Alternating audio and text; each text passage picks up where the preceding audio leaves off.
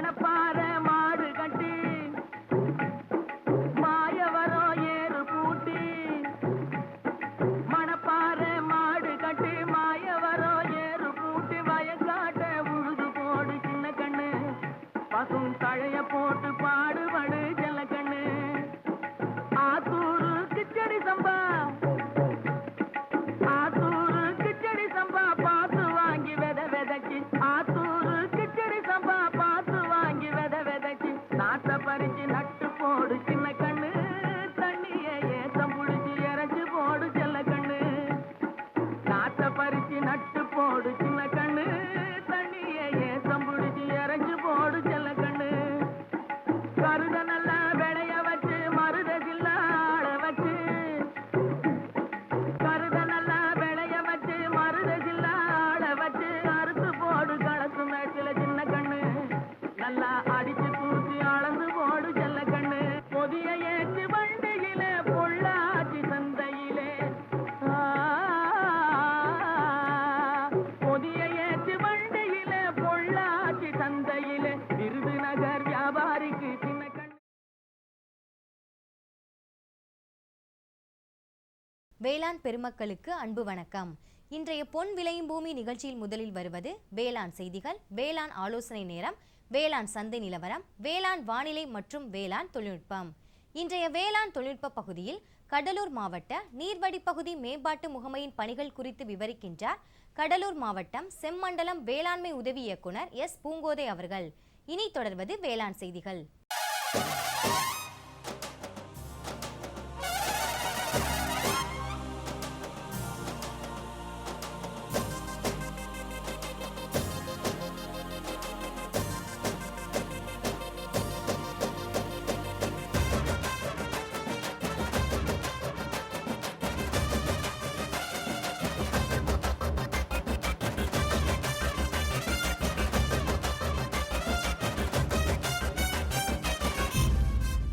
வணக்கம். வேளாண் செய்திகள்.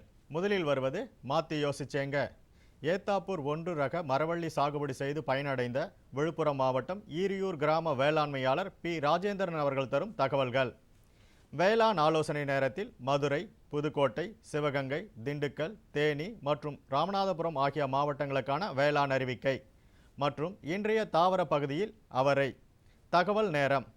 இன்றைய தகவல் நேரத்தில் கோயம்புத்தூர் தமிழ்நாடு வேளாண்மை பல்கலைக்கழகத்திலிருந்து வந்துள்ள நன்மை செய்யும் பூச்சிகள் வளர்ப்பு பற்றிய ஒரு நாள் பயிற்சி குறித்த தகவல்கள்.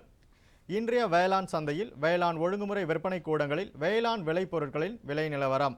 வேலூர் மாவட்டம் காகிதப்பட்டறை உழவர் சந்தையில் காய்கறிகளின் இன்றைய விலை நிலவரம். கன்னியாகுமரி மாவட்டம் தோவாளை மலர் சந்தையில் வணிக மலர்களின் இன்றைய விலை நிலவரம். தமிழ்நாடு பட்டுக்கூடு மற்றும் கச்சாப்பட்டு நூலின் விலை நிலவரம். வேளாண் வானிலையில் வடமேற்கு மண்டலத்திற்கான வானிலை அறிவிக்கை, உழவர் மற்றும் மீனவர்களுக்கான வானிலை முன்னறிவிப்பு. விரிவான செய்திகள். மாத்தி யோசிச்சேங்க. வேளாண்மையாளர்களின் பயிர் சார்ந்த தேவையை பூர்த்தி செய்யும் பொருட்டு ஆய்வகத்திலிருந்து பண்ணை வயல்களுக்கு தொழில்நுட்ப பரிமாற்றத்திற்காக 1974ஆம் ஆண்டு வேளாண்மை அறிவியல் நிலையம் துவங்கப்பட்டன. இவை பல்வேறு தொழில்நுட்ப ஆலோசனை மற்றும் பயிற்சியும் வேளாண்மையாளர்களுக்கு வழங்கி வருகின்றது. திண்டிவனம் வேளாண் அறிவியல் நிலையத்தில் பயிற்சி பெற்று ஏத்தாப்பூர் 1 ரக மரவள்ளி சாகுபடி செய்து பயனடைந்த விழுப்புரம் மாவட்டம் ஈரியூர் கிராம வேளாண்மையாளர் பி ராஜேந்திரன் அவர்களை சந்தித்த போது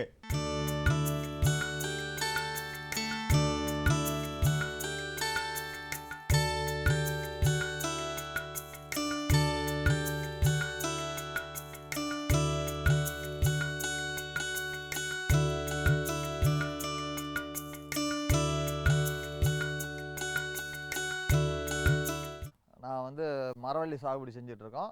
மரவள்ளியில் சொட்டு நீர் போட்டிருக்கோம். சொட்டு நீரில் வந்துங்க 4 அடிக்கு ஒரு பார், 3 அடிக்கு ஒரு குச்சி அப்படி வச்சிட்ருக்கோம். அந்த குச்சியில் வந்து நல்லா கிழங்கு ஊறுறதுக்காக சொட்டு நீரில் தண்ணி கொஞ்சம் தண்ணி இருந்தால் போதுங்க. கொஞ்சம் கொஞ்சமாக விட்டுக்கிட்டு வந்தோம்னாவே பெரிய குச்சி ஆகிற வரைக்கும் நல்லாயிருக்கும். பெருசான பிற்பாடு 2 நாளைக்கு வாரத்துக்கு ஒருக்கா விட்டால் கூட போதும்.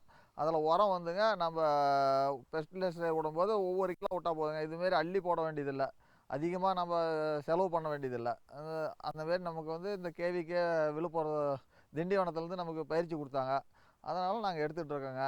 அப்புறம் இந்த சொட்டு நீரால் நமக்கு லாபம் அதிகமாக வருதுங்க.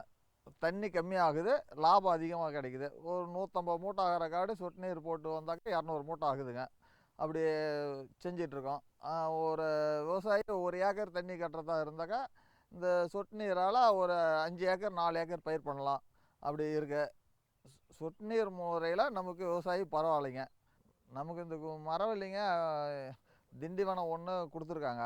அது ஏத்தாப்பூருக்கு கொடுத்துருக்காங்க. ஏத்தாப்பூர்லேருந்து 10 விவசாயிக்கு நாங்கள் எடுத்துகிட்டு வந்திருக்கோம். 10 விவசாயி கொடுத்து பல விவசாயிகளுக்கு அதிகமாக நமக்கு வெளி விவசாயிங்களுக்கு போகணுங்காக அந்த கேவிகேவிலேருந்து கொடுத்துருக்காங்க. அதை வந்து நிறையா விவசாயிக்கு போகணுங்க. ஏத்தாப்பூர்லேருந்து கொண்டாந்து வச்சுருக்கோம். அதை வச்சுருக்கும்போது நிலத்தை நல்லா 4 சால் உழவு ஓட்டினா போதுங்க. ரொட்டாட்டர் விட்டு ஓட்டிட்டு பார் ஓட்டுறவங்க ஓட்டலாங்க. பார் ஓட்டலைன்னா நம்ம அப்படியே 4 அடிக்கு ஒரு டீப்பு இழுத்து விட்டு 2 அடி 3 அடி இருக்குங்க டீப்பு. அதில் 1.5 அடி ஓசாக இருந்தால் 3 அடிக்கு ஒருக்கா நம்ம குச்சி வச்சுக்கலாம். அப்படி வச்சுக்கிட்டு வந்தோம்னாக்கா 4 அடிக்கு ஒரு டீப்பு, 3 அடிக்கு ஒரு குச்சி வச்சு நம்ம விவசாயம் பண்ணுங்க. அது பிற்பாடு ஒரு 20 நாள் கழித்து களை எடுக்கணுங்க.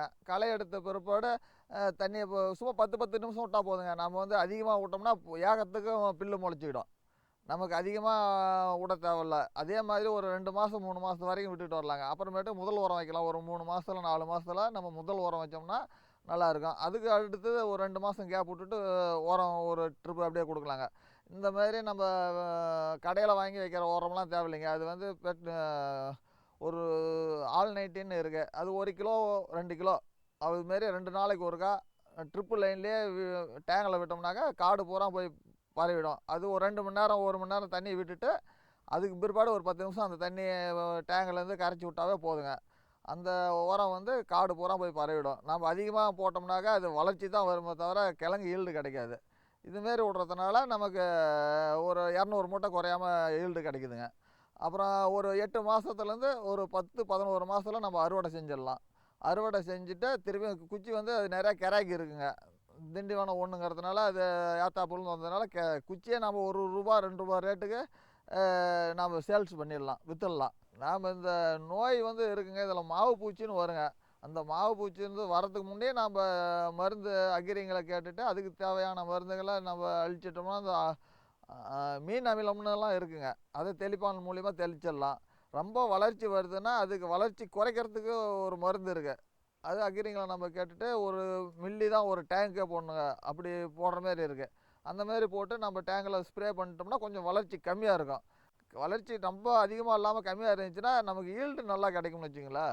ஏத்தாப்பூர் 1 திண்டிவனம் கேவிக்கே முதல் நிலையாக செயல்படுத்துறதுக்காக எங்களுக்கு கொடுத்துருக்காங்க. அது பல விவசாயிங்களுக்கு போய் அடையணுங்கிறதுக்காக நாங்கள் 10 விவசாயிங்க போட்டிருக்கோங்க. அந்த 10 விவசாயம் செஞ்சு அந்த திருப்பி நிறைய ஆப்பர் இருக்குங்க. கிழங்கு வரது பார்க்குறாங்க. நிறைய விவசாயிங்க வந்து பார்க்குறாங்க பிடுங்கல. நல்லா கிழங்கு இருக்கிறதுனால நிறைய விவசாயிங்க அந்த குச்சியே கிழங்கு விலைக்கு வாங்கிட்டு போயிடுறாங்க. அதனால் நல்ல பயனாக இருக்குங்க விவசாயிங்களுக்கு. மேலும் விவரங்கள் பெற வேளாண்மையாளர் பி ராஜேந்திரன் அவர்களை 09787128278 என்ற கைபேசி எண்ணில் தொடர்பு கொள்ளவும். இனி தொடர்வது வேளாண் ஆலோசனை நேரம். இன்றைய வேளாண் ஆலோசனை நேரத்தில் மதுரை, புதுக்கோட்டை, சிவகங்கை, திண்டுக்கல், தேனி மற்றும் ராமநாதபுரம் ஆகிய மாவட்டங்களுக்கான வேளாண் அறிவிக்கை. முக்கிய பயிர்கள்: பருத்தி, மக்காச்சோளம், கரும்பு, நெல் மற்றும் காய்கறி பயிர்கள். பருத்தி பயிரிட்டுள்ள வேளாண்மையாளர்கள் ஏக்கருக்கு 25 கிலோ என்ற அளவில் மெக்னீசியம் சல்பேட் நுண்ணூட்ட உரத்தினை அளிக்கலாம். நிலவும் வானிலையால் நெற்பயிர்களில் காணப்படும் நோய்களை கட்டுப்படுத்த 1 லிட்டர் தண்ணீரில் 5 கிராம் சூடோமோனஸ் அல்லது 10 லிட்டர் தண்ணீருக்கு 2.5 கிராம் டைத்தேன் M45 என்ற மருந்தினை கலந்து தெளிக்கலாம். இதில் 1 லிட்டர் தண்ணீருக்கு 1 மில்லி லிட்டர் ஒட்டும் பசையினை கலந்து கொள்ள வேண்டும். நிகழும் தட்பவெப்ப சூழ்நிலையில் பருத்தி பயிரில் வெள்ளை ஈ மற்றும் சாறு உறிஞ்சும் பூச்சியின் தாக்குதல் காணப்படலாம். இதனை தடுக்க இமிடாக்ளோபிரேட் என்ற மருந்தினை ஹெக்டேருக்கு 100 மில்லி லிட்டர் என்ற அளவில் தெளிக்கலாம். நெற்பயிர்களில் இலைச்சிலந்தியின் தாக்குதல் பரவலாக தென்படுகிறது. இதனை கட்டுப்படுத்த 1 ஏக்கருக்கு டைகோபால் 500 மில்லி லிட்டர் அல்லது நனையும் கந்தகத்தூள் 400 கிராம் என்ற அளவில் 200 லிட்டர் தண்ணீரில் கலந்து தெளிக்கலாம். தற்போதைய தட்பவெப்ப நிலையில் நோய் தாக்குதலில் இருந்து கால்நடைகளை பாதுகாக்க தொழுவத்தை சுத்தமாக வைத்திருக்கவும். 1 லிட்டர் தண்ணீரில் 1% பொட்டாசியம் பெர்மாங்கனேட் கரைசலினை பயன்படுத்தி பால் கறப்பதற்கு முன்பும் பின்பும் பசுமாட்டின் மடியை கழுவிவிட வேண்டும். தொடரும் வேளாண் ஆலோசனை நேரத்தில் இன்றைய தாவர பகுதியில் அவரை. பயிறு வகை பயிர்களில் அவரை வணிக ரீதியாக முக்கியத்துவம் வாய்ந்தது. மானாவாரியாக சாகுபடி செய்யவும் மிகவும் ஏற்றது. இதன் சாகுபடி குறிப்புகளை பற்றி காண்போம். பயிரிட ஏற்ற மண் மற்றும் தட்பவெப்பநிலை. நல்ல வடிகால் வசதியுடைய மண் மிகவும் ஏற்றது. பயிரிட ஏற்ற பருவம் ஆடிப்பட்டம் மற்றும் புரட்டாசி பட்டம். பயிரிட ஏற்ற ரகங்கள் கோ 12, கோ 13, கோ GB 14. மகசூல் பாசன பயிராக பயிரிடும்போது 1 ஹெக்டேருக்கு கோ 12 ரகம் 9700 கிலோவும், கோ 13 ரகம் 10,000 கிலோவும் கொடுக்கின்றது. மேலும் விவரங்கள் பெற agritech.tnau.ac.in என்ற இணையதளத்தை பார்க்கவும். இனி வருவது தகவல் நேரம். இன்றைய தகவல் நேரத்தில் கோயம்புத்தூர் தமிழ்நாடு வேளாண்மை பல்கலைக்கழகத்திலிருந்து வந்துள்ள நன்மை செய்யும் பூச்சிகள் வளர்ப்பு பற்றிய ஒரு நாள் பயிற்சி குறித்த தகவல்கள். நன்மை செய்யும் பூச்சிகள் வளர்ப்பு பற்றிய ஒரு நாள் பயிற்சி. பூச்சிகளை கட்டுப்படுத்த ஒருங்கிணைந்த பூச்சி மேலாண்மை தொழில்நுட்பங்கள் பரவலாக பயன்படுத்தப்பட்டு வருகிறது. இதில் உயிரியல் முறை சார்ந்த பூச்சி கட்டுப்பாட்டை பயன்படுத்தப்படும் ஒட்டுண்ணிகள் பற்றிய தொழில்நுட்ப பயிற்சி வழங்கப்பட உள்ளது. இப்பயிற்சியில் பயிர் சாகுபடி செய்யும் உழவர்கள், பண்ணை மகளிர், வீட்டு தோட்ட காய்கறி சாகுபடியாளர்கள், குறிப்பாக பெண்கள், தொழில் முனைவோர் மற்றும் இளைஞர்கள் அனைவரும் கலந்து கொண்டு பயன்பெறலாம். இதனை கருத்தில் கொண்டு கோவையில் உள்ள தமிழ்நாடு வேளாண்மை பல்கலைக்கழகத்தின் பயிர் பாதுகாப்பு மையத்தில் இயங்கும் பூச்சியியல் துறை சார்பாக நன்மை செய்யும் பூச்சிகள் வளர்ப்பு பற்றிய ஒரு நாள் பயிற்சி 2016ஆம் ஆண்டு டிசம்பர் மாதம் 8ஆம் நாள் வியாழக்கிழமை காலை 9 மணி அளவில் பூச்சியியல் துறை வளாகத்தில் நடைபெற உள்ளது. இப்பயிற்சியில் பங்கு பெற விரும்புவோர் 0422 6611 மற்றும் 6611 என்ற தொலைபேசி எண்ணில் தொடர்பு கொண்டு டிசம்பர் 6ஆம் தேதிக்குள் முன்பதிவு செய்து கொள்ளுமாறு கேட்டுக்கொள்ளப்படுகிறது. மேலும் தகவலுக்கு தொடர்பு கொள்ள வேண்டிய முகவரி பேராசிரியர் மற்றும் தலைவர், பூச்சியியல் துறை, பயிர் பாதுகாப்பு மையம், தமிழ்நாடு வேளாண்மை பல்கலைக்கழகம், கோயம்புத்தூர் 641003. விளம்பர இடைவேளைக்கு பின் வேளாண் செய்திகள் தொடரும். சரிங்க சரிங்க. இவ்ளோ நேரம் சிரிச்சு யார்கிட்ட பேசிட்டு இருந்தீங்க? விவசாயிகள் கால் சென்டர் நிபுணர்கிட்ட பயிர்கள் பத்தின யோசனை கேட்டுட்டு இருந்தேன். காலையில சரி, மதியானம் கூடவா? விவசாயிகள் கால் சென்டர் காலையில 6 மணில இருந்து ராத்திரி 10 மணி வரை திறந்திருக்கும். ஞாயிற்றுக்கிழமை கூடவா? ஆமா, வருஷத்துல 365 நாளும் திறந்திருக்கும். விவசாயம் சம்பந்தப்பட்ட பிரச்சனைகளுக்கு தங்கள் மொழியில் உடனே தீர்வு பெற இந்தியாவில் எங்கிருந்தும் எந்த போன் மூலமும் தேசிய ஹெல்ப்லைன் நம்பர் 1800-180-1551 தொடர்பு கொள்ளவும். இனி வருவது வேளாண் சந்தை. இன்றைய வேளாண் சந்தையில் தமிழ்நாடு வேளாண் ஒழுங்குமுறை விற்பனை கூடங்களில் வேளாண் விளைபொருட்களின் இன்றைய விலை நிலவரம். கம்பு உயர்தரம் கோவில்பட்டியில் குறைந்தபட்ச விலையாக 1450 ரூபாய்க்கும் அதிகபட்ச விலையாக 1500 ரூபாய்க்கும், மக்காசோளம் சிவப்பு உயர்தரம் சங்கரன் கோவிலில் குறைந்தபட்ச விலையாக 1400 ரூபாய்க்கும் அதிகபட்ச விலையாக 1600 ரூபாய்க்கும், நெல் ஆடுதுறை 36 கமுதியில் குறைந்தபட்ச விலையாக 1450 ரூபாய்க்கும் அதிகபட்ச விலையாக 1600 ரூபாய்க்கும், மேலூரில் குறைந்தபட்ச விலையாக 1700 ரூபாய்க்கும் அதிகபட்ச விலையாக 1800 ரூபாய்க்கும், நெல் ஏ பொன்னி புதுக்கோட்டையில் குறைந்தபட்ச விலையாக 1365 ரூபாய்க்கும் அதிகபட்ச விலையாக 1500 ரூபாய்க்கும், திருச்சியில் குறைந்தபட்ச விலையாக 1830 ரூபாய்க்கும் அதிகபட்ச விலையாக 2000 ரூபாய்க்கும், பருத்தி MCU 5 கோபால்பட்டியில் குறைந்தபட்ச விலையாக 3860 ரூபாய்க்கும் அதிகபட்ச விலையாக 4060 ரூபாய்க்கும், திருமங்கலத்தில் குறைந்தபட்ச விலையாக 3000 ரூபாய்க்கும் அதிகபட்ச விலையாக 3700 ரூபாய்க்கும், தேங்காய் சிறியது மேலூரில் குறைந்தபட்ச விலையாக 1700 ரூபாய்க்கும் அதிகபட்ச விலையாக 1900 ரூபாய்க்கும், நத்தத்தில் குறைந்தபட்ச விலையாக 850 ரூபாய்க்கும் அதிகபட்ச விலையாக 925 ரூபாய்க்கும், கருப்பு உளுந்து உயர்தரம் கோவில்பட்டியில் குறைந்தபட்ச விலையாக 5300 ரூபாய்க்கும் அதிகபட்ச விலையாக 5400 ரூபாய்க்கும், காய்ந்த மிளகாய் சிவப்பு கமுதியில் குறைந்தபட்ச விலையாக 8600 ரூபாய்க்கும் அதிகபட்ச விலையாக 10200 ரூபாய்க்கும், விருதுநகரில் குறைந்தபட்ச விலையாக 8600 ரூபாய்க்கும் அதிகபட்ச விலையாக 10200 ரூபாய்க்கும் விற்பனை செய்யப்பட்டது. தொடரும் வேளாண் சந்தையில் வேலூர் மாவட்டம் காகிதப்பட்டறை உழவர் சந்தையில் காய்கறிகளின் இன்றைய விலை நிலவரம். கத்திரிக்காய் 1 கிலோ 25 ரூபாய்க்கும், வெண்டைக்காய் 1 கிலோ 18 ரூபாய்க்கும், அவரைக்காய் 1 கிலோ 18 ரூபாய்க்கும், புடலங்காய் 1 கிலோ 12 ரூபாய்க்கும், சொரக்காய் 1 கிலோ 8 ரூபாய்க்கும், பாகற்காய் 1 கிலோ 12 ரூபாய்க்கும், பீர்க்கங்காய் 1 கிலோ 12 ரூபாய்க்கும், மாங்காய் 1 கிலோ 40 ரூபாய்க்கும், முருங்கைக்காய் 1 கிலோ 40 ரூபாய்க்கும், கொத்தவரை 1 கிலோ 14 ரூபாய்க்கும், சின்ன வெங்காயம் 1 கிலோ 24 ரூபாய்க்கும், பெரிய வெங்காயம் 1 கிலோ 18 ரூபாய்க்கும், பச்சை மிளகாய் 1 கிலோ 18 ரூபாய்க்கும், தக்காளி 1 கிலோ 6 ரூபாய்க்கும், இஞ்சி 1 கிலோ 44 ரூபாய்க்கும், பூசணிக்காய் 1 கிலோ 12 ரூபாய்க்கும், வாழைக்காய் காய் ஒன்று 5 ரூபாய்க்கும், தேங்காய் காய் ஒன்று 10 ரூபாய்க்கும், முள்ளங்கி 1 கிலோ 10 ரூபாய்க்கும், கருணைக்கிழங்கு 1 கிலோ 26 ரூபாய்க்கும், சேனைக்கிழங்கு 1 கிலோ 12 ரூபாய்க்கும், சர்க்கரை வள்ளிக்கிழங்கு 1 கிலோ 24 ரூபாய்க்கும், உருளைக்கிழங்கு 1 கிலோ 20 ரூபாய்க்கும், பீன்ஸ் 1 கிலோ 24 ரூபாய்க்கும், கேரட் 1 கிலோ 17 ரூபாய்க்கும், பீட்ரூட் 1 கிலோ 12 ரூபாய்க்கும், முட்டைக்கோஸ் 1 கிலோ 8 ரூபாய்க்கும், சௌசவ் 1 கிலோ 12 ரூபாய்க்கும், கீரைகள் கட்டு ஒன்று 5 ரூபாய்க்கும், கருவேப்பிலை 1 கிலோ 40 ரூபாய்க்கும், கொத்தமல்லி 1 கிலோ 25 ரூபாய்க்கும், புதினா கட்டு ஒன்று 8 ரூபாய்க்கும் விற்பனை செய்யப்பட்டது. கன்னியாகுமரி மாவட்டம் தோவாளை மலர் சந்தையில் வணிக மலர்களின் இன்றைய விலை நிலவரம். கத்திரி ரோஸ் 20 பூக்கள் கொண்ட பாக்கெட்டின் விலை 10 ரூபாய்க்கும், மல்லிகை 1 கிலோ 1000 ரூபாய்க்கும், முல்லை 1 கிலோ 600 ரூபாய்க்கும், கனகாம்பரம் 1 கிலோ 100 ரூபாய்க்கும், செண்டுமல்லி 1 கிலோ 40 ரூபாய்க்கும், வாடாமல்லி 1 கிலோ 25 ரூபாய்க்கும், பட்டன் ரோஸ் 1 கிலோ 80 ரூபாய்க்கும், துளசி 1 கிலோ 15 ரூபாய்க்கும், சம்பங்கி 1 கிலோ 25 ரூபாய்க்கும், அரளி 1 கிலோ 120 ரூபாய்க்கும், சாமந்தி 1 கிலோ 70 ரூபாய்க்கும், காக்கடா 1 கிலோ 300 ரூபாய்க்கும், கோழிக்கொண்டைப்பூ 1 கிலோ 30 ரூபாய்க்கும் விற்பனை செய்யப்பட்டது. தமிழ்நாடு பட்டுக்கூடு விற்பனையில் முன்னணி நகரங்களில் விலை நிலவரம். தருமபுரியில் மஞ்சள் பட்டுக்கூடு அதிகபட்சமாக 1 கிலோவுக்கு 272 ரூபாய்க்கும், குறைந்தபட்சம் மற்றும் சராசரியாக 1 கிலோவுக்கு 271 ரூபாய்க்கும், வெண்பட்டுக்கூடு அதிகபட்சமாக 1 கிலோ 450 ரூபாய்க்கும், குறைந்தபட்சமாக 360 ரூபாய்க்கும், சராசரியாக 412 ரூபாய்க்கும், சேலத்தில் வெண்பட்டுக்கூடு 1 கிலோவிற்கு அதிகபட்சம், குறைந்தபட்சம் மற்றும் சராசரியாக 360 ரூபாய்க்கும், கோயம்புத்தூரில் வெண்பட்டுக்கூடு அதிகபட்சமாக 1 கிலோவிற்கு 420 ரூபாய்க்கும், குறைந்தபட்சமாக 400 ரூபாய்க்கும், சராசரியாக 404 ரூபாய்க்கும், ஓசூரில் மஞ்சள் பட்டுக்கூடு கிலோ ஒன்றிற்கு அதிகபட்சம், குறைந்தபட்சம் மற்றும் சராசரியாக 350 ரூபாய்க்கும், காஞ்சிபுரம் அண்ணா பட்டு பரிமாற்றகத்தில் பல்முனை கச்சாப்பட்டின் விலை 1 கிலோவிற்கு அதிகபட்சமாக 3040 ரூபாய்க்கும், குறைந்தபட்சமாக 3000 ரூபாய்க்கும், சராசரியாக 3029 ரூபாய்க்கும் விற்பனை செய்யப்பட்டது. இனி வருவது வேளாண் வானிலை.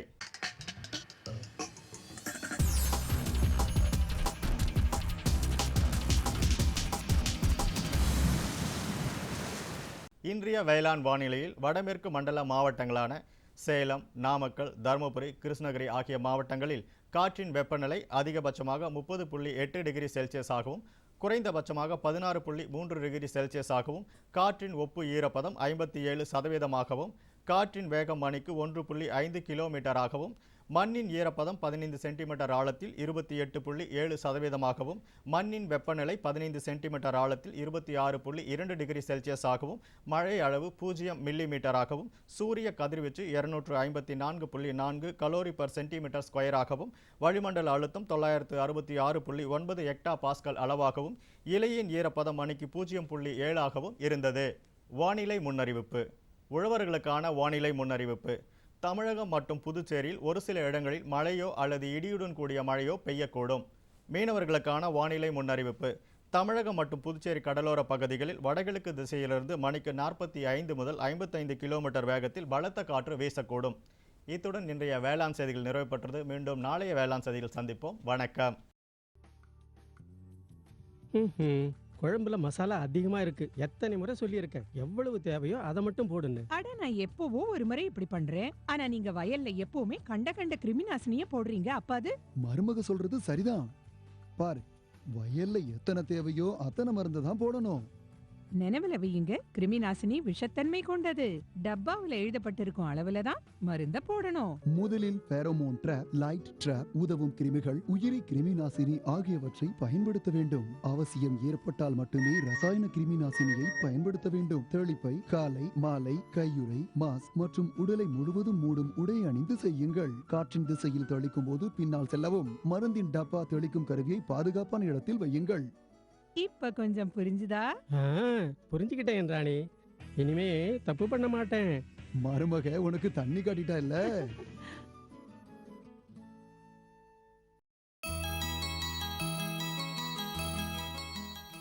நீர் ஆதாரங்களை பாதுகாத்து நீர் பயன்பாட்டு திறனை ஊக்குவித்து வேளாண் பயிர்களின் உற்பத்தி திறனை அதிகரிக்கும் நோக்கத்தோடு தமிழ்நாடு நீர்வடி பகுதி மேம்பாட்டு முகமை 2002ஆம் ஆண்டில் நிறுவப்பட்டது. கடலூர் மாவட்ட நீர்வழிப்பகுதி மேம்பாட்டு முகமையின் பணிகள் குறித்து விவரிக்கின்றார் இம்மாவட்ட செம்மண்டல வட்டார வேளாண்மை உதவி இயக்குனர் எஸ் பூங்கோதை அவர்கள்.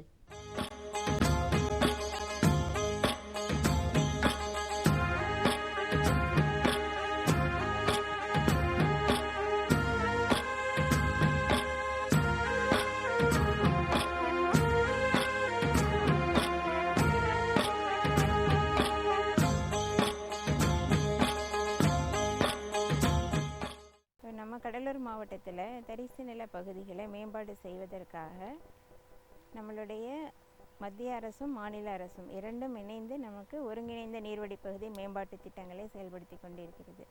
இது கடலூர் மாவட்டத்தில் 5 வட்டாரங்களில், அதாவது மங்களூர், நல்லூர், விருத்தாசலம், குறிஞ்சிப்பாடி மற்றும் பண்ருட்டி வட்டாரம் ஆகிய 5 வட்டாரங்களில் 79 நீர்வழி பகுதிகளில் செயல்பட்டு வருகின்றன. அவற்றில் இதில் இப்போ என்னென்ன நம்ம செய்ய போகிறோம் அப்படிங்கிறனாக்கா, முக்கியமாக நம்மளுடைய திட்டத்தோட முக்கிய குறிக்கோள் மழைநீர் சேகரிப்பு. அடுத்தது நம்மளுடைய நிலத்தடி நீர் வளத்தை மேம்படுத்துறது. அதை பயன்படுத்தி எப்படி விவசாயத்தில் உற்பத்தியை பெருக்கிறது, அதன் மூலம் மகசூலை பெருக்கி வருமானத்தை அதிகரிக்கிறதும் ஒரு காரணம். அடுத்தது சமூக முன்னேற்ற பணிகளின் மூலமாக சில நம்ம பண்ணையில் நிலமற்ற விவசாயிகளுக்கு அவங்களுடைய வாழ்வாதார பணிகளை உயர்த்தி சுய உதவி குழுக்களின் மூலம் அவங்களுடைய வருமானத்தை பெருக்கி சமூக பொருளாதார கல்வி முன்னேற்றத்திற்கான ஏற்பாடுகள் அனைத்தையும் நம்ம திட்டத்தின் மூலயமா இந்த நம்மளுடைய ஒருங்கிணைந்த நீர்வழி பகுதி மேம்பாட்டு திட்டத்தின் மூலம் செயல்படுத்தி கொண்டு வருகிறோம். மழை நீரை இப்போ நம்ம மாவட்டத்தை பொறுத்த வரைக்கும் வடகிழக்கு பருவமழையிலையும் மற்ற நேரங்களில் ஒரே நேரத்தில் மழை பெஞ்சு நிறைய தண்ணீர் வீணாக போயிடுது. இந்த நீரையெல்லாம் நம்ம சேமித்து வச்சு மழைநீர் தடுப்புகள் அமைப்புகள் மூலம் சேமித்து வச்சோம்னாக்கா எதிர்காலத்தில் நமக்கு மழை இல்லாத டைமில் அதை நம்ம பயன்படுத்திக்கலாம். அதுக்காக மழைநீர் சேகரிப்பு அமைப்புகளை உருவாக்குதல், அதில் நிலம் சமன்படுத்துதல், நிலவள மேம்பாட்டு பணிகள், மழைநீர் சேகரிப்பு கட்டமைப்புகளான தடுப்பணைகள், கிராம குட்டைகள், அப்புறம் கிராம குளங்கள், புதிய கிராம குளங்கள் இதெல்லாம் அமைக்கிறது. அடுத்து நிலத்தை சமன்படுத்தி கொடுக்கறது, கோடை உழவு செய்தல், இந்த மாதிரியான பணிகளை மேற்கொள்கிறோம். அடுத்தது தடுப்பணைகள் கட்டுது. அது மாதிரி தண்ணி வரப்போ நம்ம அமிழ்வு குட்டை, பண்ணை குட்டை இதிலெல்லாம் எப்படி நம்ம செஞ்சு மழை நீரை சேகரிக்கலாம் அப்படிங்கிறது நம்ம திட்டத்தின் மூலியம் செயல்படுத்துகிறோம். இதற்கு 56% நிதி ஒதுக்கீடு நம்ம திட்டத்தின் மூலியமாக நம்ம செலவழிக்கிறோம். அடுத்ததாக பார்க்க போனாக்கா இன்னொரு இது இப்போ நிலம் தண்ணி மட்டும் நம்ம சேகரித்தா போகாது, அதுக்கு அடுத்தது நம்ம அதை வச்சு எப்படி விவசாயம் பண்ணலாம் அப்படிங்கிறது. இது செய்கிறதுக்காக 10% நிதி நம்ம ஒதுக்குறோம். அந்த 10%த்தில் பண்ணை உற்பத்தி முறைகள் மற்றும் குறுந்தொழில்கள் மேற்கொள்ளுதல் நம்ம கடைபிடிச்சிட்டு வரோம். இதில் என்னென்ன செய்யலாம் அப்படின்னாக்கா, இப்போ நம்ம ஒரு புதிய குளம் வெட்டியிருக்கோம் இல்லையா, பக்கத்தில் ஒரு தடுப்பணை கட்டியிருக்கோம். அப்போ அந்த நீரை பயன்படுத்தி பக்கத்தில் உள்ள நிலப்பகுதிகள், தரிசு நிலப்பகுதிகள் இதிலெல்லாம் எப்படி விவசாயத்தை அதிகரிக்கலாம் அப்படிங்கிறத நம்ம மேற்கொண்டுட்டு வரோம். இந்த இந்த குளங்களில் இருந்தோ இல்லை பண்ணைக்குட்டையில் இருந்தோ நீரை எடுத்து பக்கத்தில் உள்ள நிலங்களுக்கு எப்படி பாய்ச்சி அதன் மூலம் விவசாயத்தை மேம்படுத்தலாம். அடுத்தது மரக்கன்றுகள் நடுதல். இந்த குளங்களை சுற்றிலும் இல்லை பக்கத்தில் உள்ள பகுதிகளில் மரக்கன்றுகள் நிறைய நட்டோம்னாக்கா நமக்கு மழை நீர் சேகரிக்கிறதுக்கு, மழை வர்றதுக்கு இது ரொம்ப உதவிகரமாக இருக்கும். அது மட்டும் இல்லாமல் இந்த விவசாயம் சார்ந்த திட்டத்தின் மூலிமா விவசாயிகளுக்கு தேவையான இடுபொருட்கள், உரங்கள், விதைகள் இதையெல்லாம் கூட நம்ம இந்த திட்டத்தின் மூலிமா நம்ம விவசாயிகளுக்கு 80% மானியத்தில் கொடுக்குறோம். அதுதான் இந்த திட்டத்தோட முக்கியமான சிறப்பு. 20% அவங்க பங்களிப்பு கொடுத்தா போதும், மிச்சம் 80% நம்மளுடைய திட்டத்தில் மானியத்தில் அவங்களுக்கு கிடைக்குது.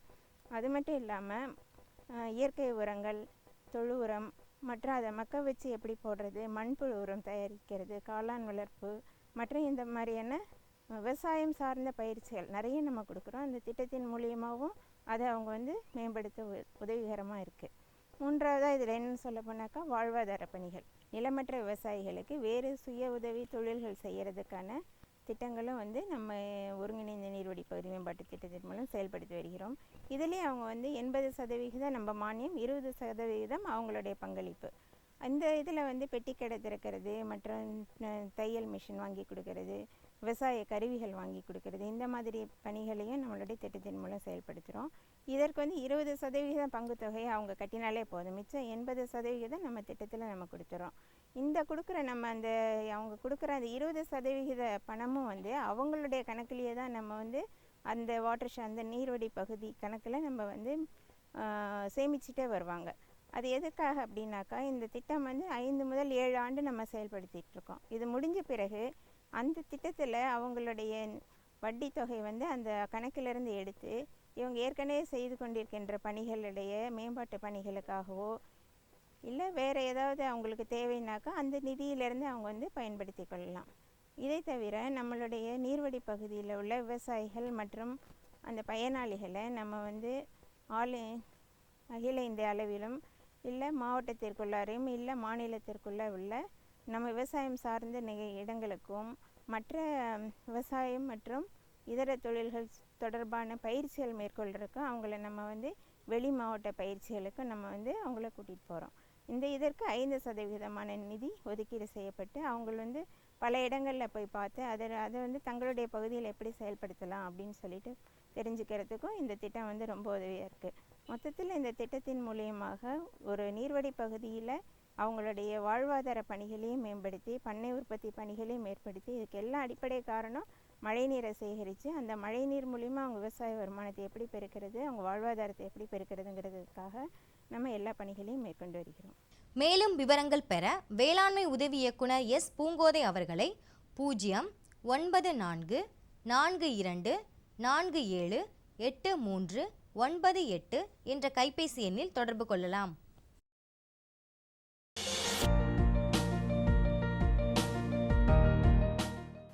வேம்பு கலந்த யூரியா. சிறந்த உற்பத்திக்காக வேம்பு கலந்த யூரியா நம் நாட்டிலேயே 70 லட்சம் டன்னாக அதிகரிக்க 6 ஆலைகள் சீரமைக்கப்படுகின்றன. FCIL-இன் கோரக்பூர், சித்ரி, தல்ச்சர் மற்றும் ராமகுண்டம் ஆலைகள், HFCL-இன் பரௌனி மற்றும் BVFCL-இன் நாமருல் போர்ட் ஆகியன. பழம் நழுவி பாலில் விழுந்தது போல இப்பொழுது நம் நாட்டிலேயே வேம்பு கலந்த யூரியா உற்பத்தி செய்யப்படும். இதனால் விவசாயிகளுக்கு நன்மையே விளையும். 10% வரை தானிய உற்பத்தி அதிகரிக்கும். மண்ணில் 10 to 15% நைட்ரஜன் திறன் அதிகரிக்கும். சிறந்த உற்பத்திக்கு வேம்பு கலந்த யூரியா.